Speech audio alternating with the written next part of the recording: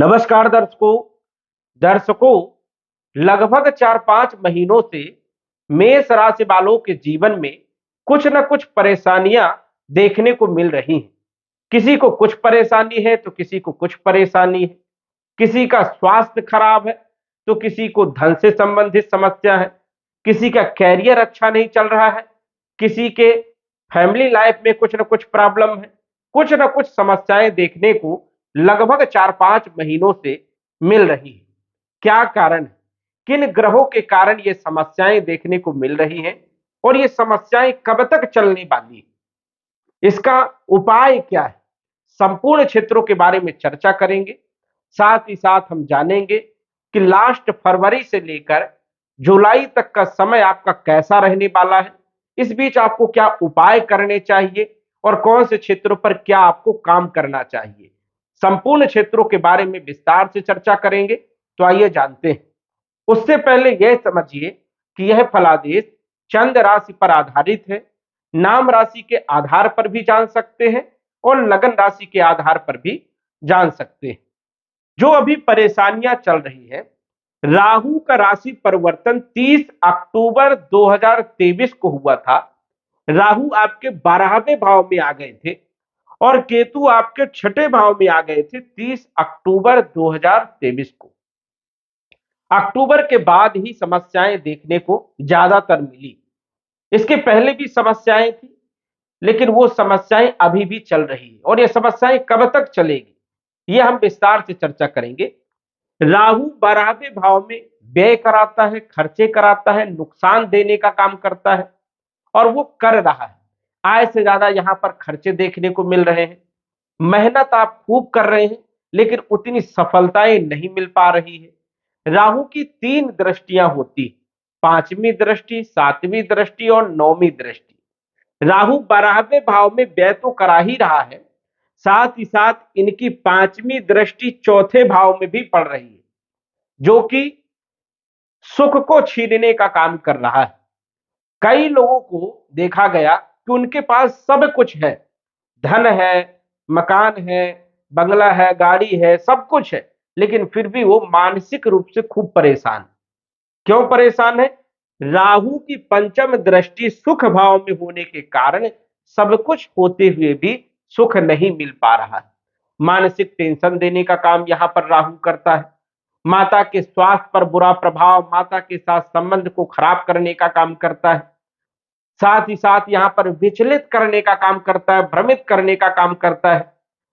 जो आपका कारोबार है, पैतृक संपत्ति है, उसमें भी दिक्कत देने का काम करता है। साथ ही साथ राहु अनिद्रा का शिकार देता है। नींद ना आना, बेचैनी रहना, घबराहट होना, ये सारी स्थितियां राहु बनाता है और ये देने का काम कर रहा है। राहु की सप्तम दृष्टि आपके 6ठे भाव में भी पड़ रही है, जो कि रोगों में वृद्धि करने का काम, हॉस्पिटल के चक्कर लगाने का काम, शत्रुओं को बढ़ाने का काम, कंपटीशन में असफलता देने का काम और रिलेशनशिप में भी कहीं न कहीं जो है संबंधों को खराब करने का काम करता है। कर्जे पे कर्जे बढ़ाने का काम भी यहां पर करता है, शत्रुओं को पैदा करने का काम भी करता है। तो ये परेशानियां भी राहु यहां पर दे रहा है। राहु की नवम दृष्टि अष्टम भाव में होने के कारण अचानक कोई ना कोई परेशानी आ जाना, जिसका आपने कभी सोचा नहीं है, वो समस्याएं देने का काम करता है।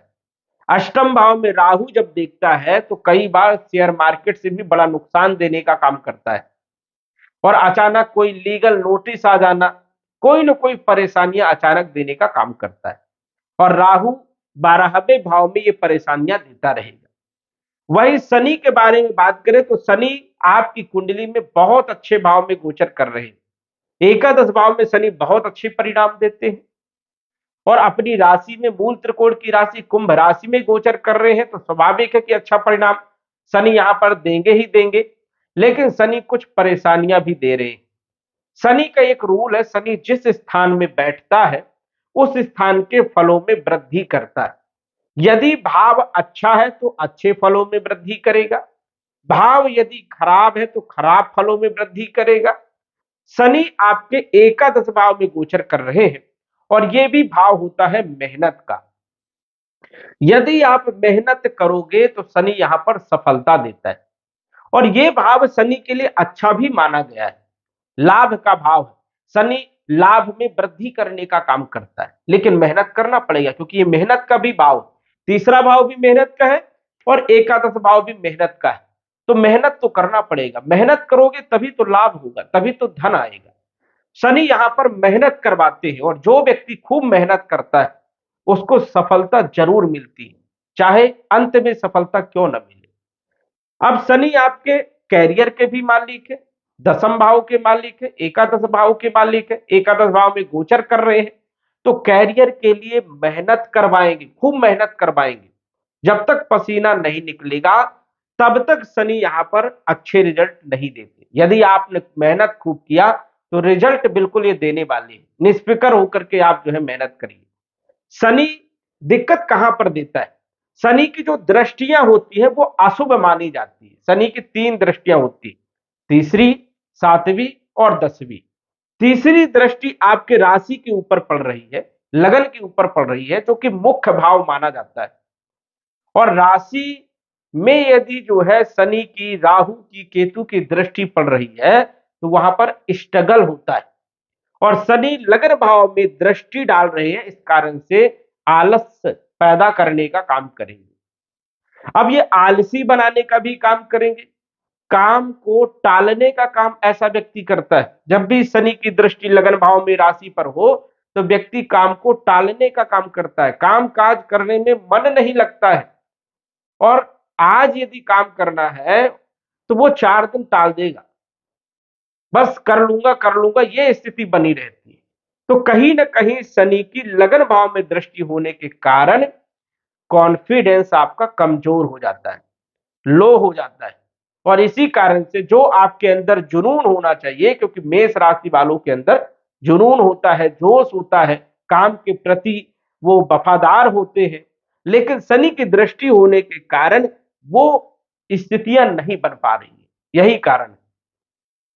शनि की सप्तम दृष्टि पंचम भाव में पड़ रही है, और पंचम भाव होता है शिक्षा का, संतान का, लव लाइफ का, फाइनेंशियल स्थिति का।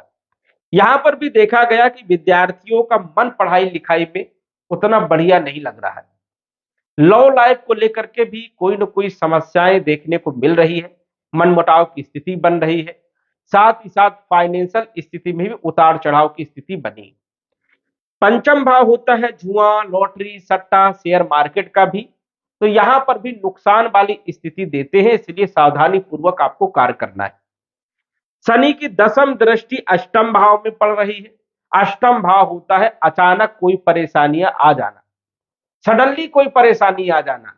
आपने सोचा भी नहीं, आपका काम सब बढ़िया चल रहा है, अचानक कोई ना कोई जो है परेशानी आ जाना, लीगल नोटिस आ जाना, या स्ट्रगल आ जाना, नौकरी में दिक्कत आ जाना, व्यापार में रुकावट आ जाना। कहीं ना कहीं अचानक परेशानियों को उत्पन्न करने का काम भी शनि अष्टम भाव में जब दृष्टि डालता है तो देता है। लेकिन अब शनि की स्थिति जो है वो बेहतर होने वाली है। जो दृष्टियां अशुभ थी, अब उन दृष्टियों का प्रभाव नहीं रहेगा। 11 फरवरी 2024 से शनि हो जाएंगे अस्त। जब कोई ग्रह अस्त होता है तो उनकी दृष्टि जो होती है उसका प्रभाव समाप्त हो जाता है, चाहे वो अशुभ दृष्टि हो चाहे वो शुभ दृष्टि हो। अब शनि यहां पर लगभग 35 दिनों के लिए अस्त हो जाएंगे। 11 फरवरी 2024 से लेकर 18 मार्च 2024 तक शनि अस्त रहेंगे। सूर्य के समीप होने के कारण शनि जब अस्त रहेंगे तो अपना बुरा प्रभाव तीसरे तीसरे दृष्टि से लगन भाव में, सातवीं दृष्टि से पंचम भाव में, दसम दृष्टि से अष्टम भाव में जो था वो बुरा प्रभाव अब नहीं रहेगा 35 दिनों के लिए। 35 दिन के बाद पुनः ये प्रभाव देखने को मिलेगा। ये जो 35 दिन का समय है, फरवरी से लेकर के 18 मार्च तक, इस समय का आप फायदा उठा सकते हैं। अच्छी मेहनत यदि आप करते हो तो सफलताएं देखने को मिलेगी। अब आपका प्रश्न होगा कि शनि जब अस्त हो जाएंगे तो दसम भाव और एकादश भाव के फल भी नहीं देंगे। तो देखो यहां पर उतने जो अच्छे परिणाम देखने को मिल रहे थे वो परिणाम तो देखने को नहीं मिलेंगे, लेकिन यहां पर नुकसान कुछ नहीं होगा। जो आपका व्यापार जैसा चल रहा था वो चलता रहेगा, जो आपकी नौकरी चल रही थी चलती रहेगी। क्यों चलती रहेगी? क्योंकि यहां पर मंगल उच्च राशि में गोचर कर रहे हैं, तो नौकरी और व्यापार के लिए समय बेहतर रहेगा, इसमें कोई समस्या वाली बात नहीं रहेगी। शनि तो अस्त होंगे, लेकिन यहां पर बैठे हुए मंगल जो कि 5 फरवरी को उच्च राशि में रुचक नामक राजयोग बना करके गोचर कर रहे हैं। इस कारण से नौकरी और व्यापार की स्थिति आपकी मजबूत रहेगी और अच्छा लाभ देखने को मिलेगा। मंगल आपके राशि के मालिक है, और जब भी राशि का मालिक अच्छी स्थिति में होता है तो लाभ जरूर देखने को मिलता है, इसमें कोई संशय वाली बात नहीं, क्योंकि मेन जो प्रभाव है वो राशि के ऊपर ही देखने को मिलता है। और राशि के स्वामी उच्च राशि में पंच महापुरुष में से एक राजयोग बनाएंगे, रोचक नामक राजयोग, तो नौकरी में प्रमोशन देने का भी काम करेंगे, व्यापार में अच्छी स्थिति को बनाने का काम करेंगे, व्यापार को बढ़ाने का काम करेंगे। यहां पर यदि बात करें ट्रांसफर के लिए, तो बुध की स्थिति जो है वो आपके लिए बेहतर रहेगी, ट्रांसफर जो है आप ले सकते हैं, अच्छी स्थिति रहने वाली है और अच्छे जगह जो है ट्रांसफर भी देखने को मिलेंगे।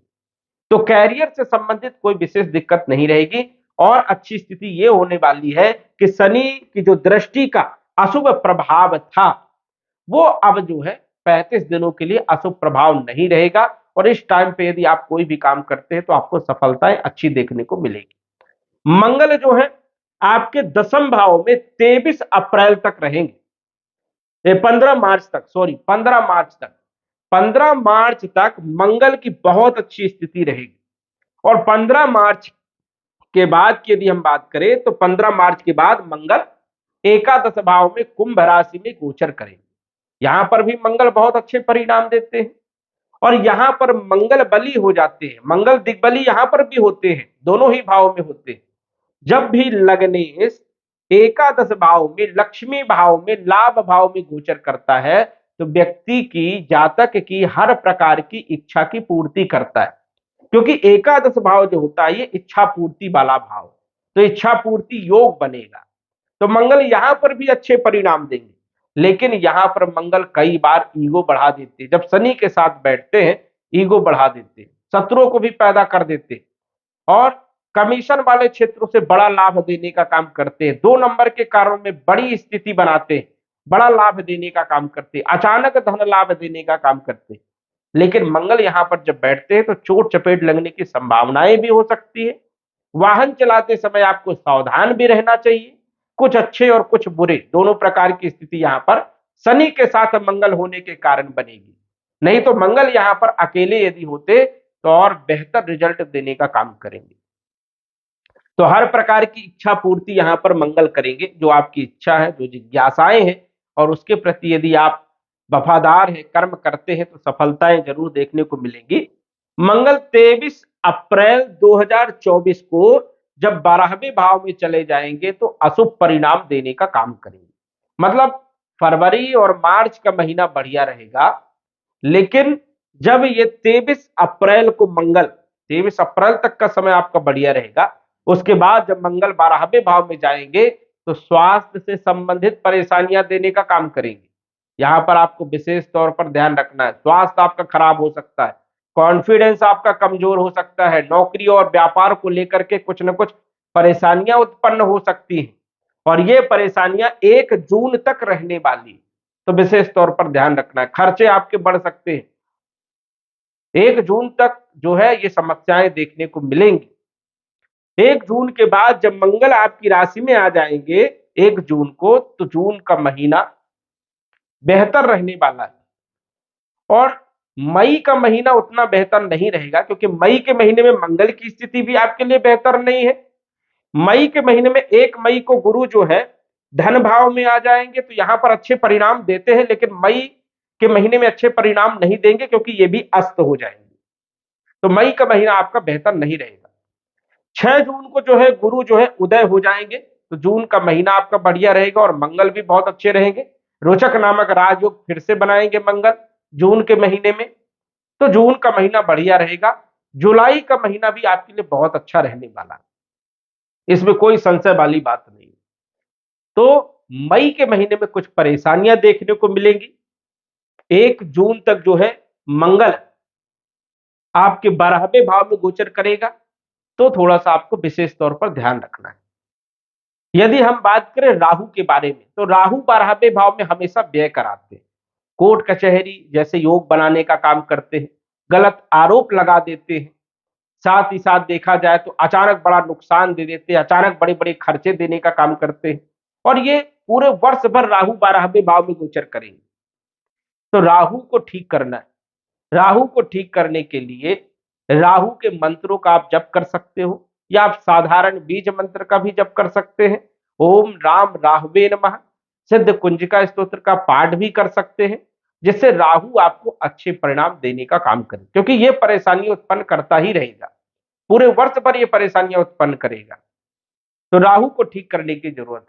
मंगल जैसे 12वें भाव में आएंगे तो परेशानियां उत्पन्न करेंगे, तो मंगल का भी उपाय करना है, क्योंकि मंगल 23 अप्रैल से जो है चले जाएंगे। तो अप्रैल मतलब अप्रैल छोड़िए, अप्रैल के बाद मई का महीना आपका खराब रहेगा, तो मई के महीने में उपाय जरूर करना है। मंगल के लिए ऋण मोचन मंगल स्तोत्र का पाठ करें, सुंदरकांड का पाठ करें, और यदि आप मूंगा रत्न धारण किए हैं तो भी बेहतर रिजल्ट आपको देखने को मिलेंगे। तो दर्शकों, आज बस इतना ही। धन्यवाद। यदि आप अपनी कुंडली का विश्लेषण घर बैठे करवाना चाहते हैं तो दिए गए व्हाट्सएप नंबर से संपर्क करें। साधारण फीस जमा करके आप अपनी कुंडली का विश्लेषण फोन के माध्यम से घर बैठे ही करवा सकते हैं और जान सकते हैं अपने भूत, भविष्य और वर्तमान के बारे में। धन्यवाद। WhatsApp number 9479893911।